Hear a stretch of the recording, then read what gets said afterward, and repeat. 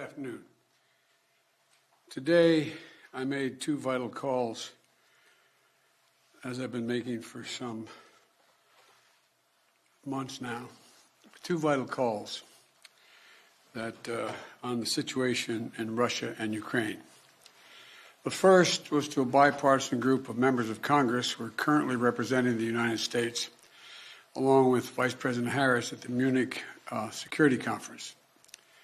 The second was the latest in a series of calls over the past many months with the heads of state of our NATO allies and the European Union, to bring them up to date on what the United States thinks is the current state of affairs and what's likely to happen in Ukraine in the coming days, to ensure that we continue to remain in lockstep, that is, the European Union and NATO.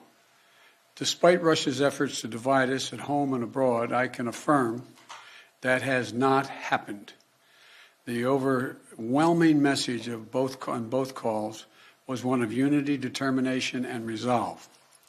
I shared with all of those on the calls what we know about a rapidly escalating crisis in Ukraine.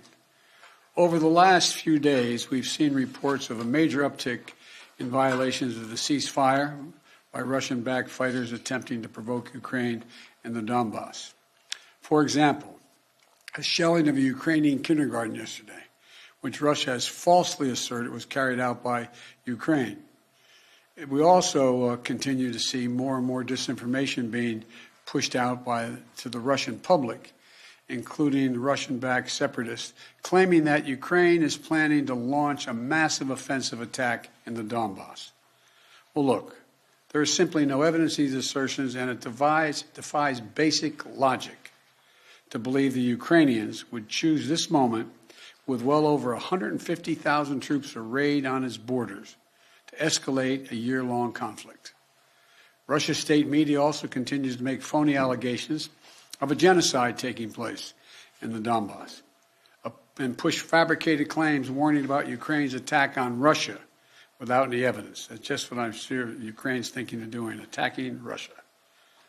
All of these are consistent with the playbook the Russians have used before, to set up a false justification to act against Ukraine. This is also in line with the pretext scenarios that the United States and our allies and partners have been warning about for weeks. Throughout these tense moments, the Ukrainian forces have shown great judgment and, I might add, restraint. They refused to allow the Russians to bait them into war. But the fact remains, Russian troops currently have Ukraine surrounded from Belarus along the Russian border and with Ukraine to the Black Sea in the south and all of its border. You know, look, we have reason to believe the Russian forces are planning to and intend to attack Ukraine in the coming week, in the coming days. We believe that they will target Ukraine's capital, Kyiv, a city of 2.8 million innocent people.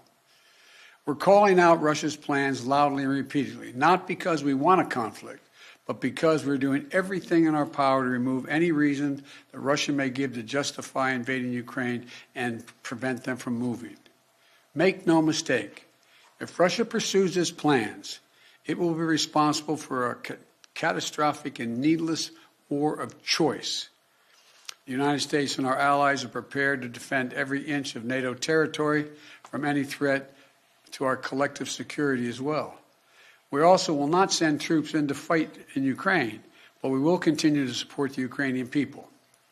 This past year, the United States has provided a record amount of security assistance to Ukraine to bolster its defensive, $650 million from Javelin missiles to ammunition. We also previously provided $500 million in humanitarian aid and economic support for Ukraine. And earlier this week, we also announced an additional sovereign loan guarantee of up to $1 billion to strengthen Ukraine's economic resilience. But the bottom line is this: the United States and our allies and partners will support the Ukrainian people. We will hold Russia accountable for its actions. The West is united and resolved. We're ready to impose severe sanctions on Russia if it further invades Ukraine. But I say again, Russia can still choose diplomacy. It is not too late to de-escalate and return to the negotiating table. Last night, Russia agreed that Secretary of State Blinken and Foreign Minister Lavrov should meet on February 24th. February 24th in Europe. But if Russia takes military action before that date, we'll be clear that they have slammed the door shut on diplomacy. They will have chosen war, and they will pay a steep price for doing so, not only from the sanctions that we and our allies will impose on Russia, but the moral outrage the rest of the world will visit upon them. You know, there are many issues that divide our nation and our world, but standing up to Russian aggression is not one of them. The American people are united. Europe is united.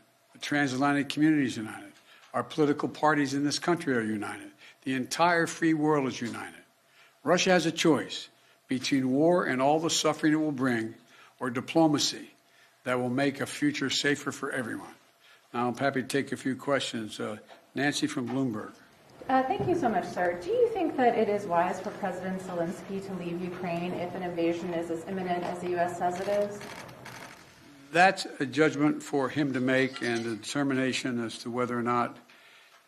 I've spoken with Zelensky a dozen times, maybe more, I don't know. And it's in the pursuit of a diplomatic solution, it may not be it may be the wise choice, but it's his decision. And do you have any indication about whether President Putin has made a decision on whether to invade? Do you feel confident that he hasn't made that decision already? As of this moment, I'm convinced he's made the decision. We have reason to believe that. There seems to be a unanimity, a spirit to do between the United States and Europe to do some sanctions, a comprehensive sanctions. But is everyone on board with the exact same sanctions that you want to do? Yes. There will be some slight differences, but none. There'll be more add-ons than subtractions.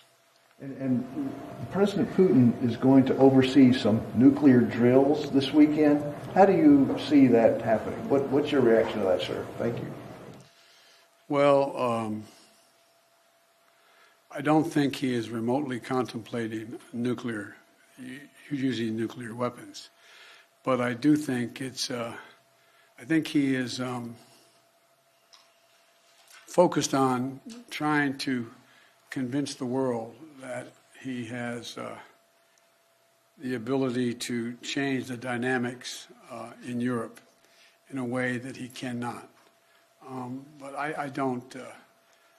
How much of it is a cover for just saying we're just doing exercises, and there's more than that? I just can't. It's hard to read his mind. Mr. President, to be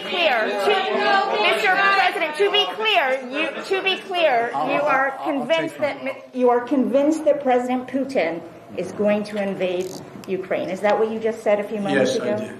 Yes. So is diplomacy off the table then? No. Until he does, diplomacy is always a possibility. What reason do you have to believe he's considering that option at all? We have a significant intelligence capability. Thank you very much. Thank you, guys. Thank you.